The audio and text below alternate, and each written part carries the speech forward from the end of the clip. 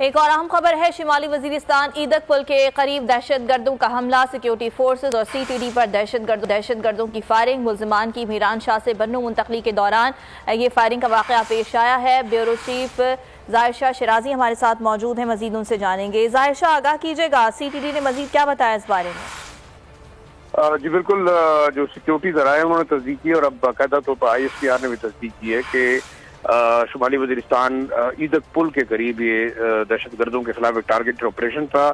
اس دوران حراست کے اندر 3 دہشت گرد جن کو چھڑانے کی کوشش کی گئی وہ ہلاک ہوئے ہیں۔ ایک سیکیورٹی اہلکار زخمی بھی ہوا ہے اس حملے کے دوران۔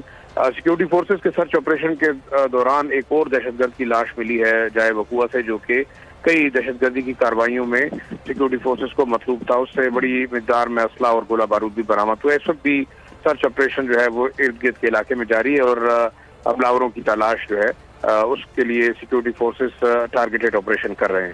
ٹھیک ہے ظاہر شاہ، اس بارے میں آپ نے آگاہ کیا، بہت شکریہ آپ کا۔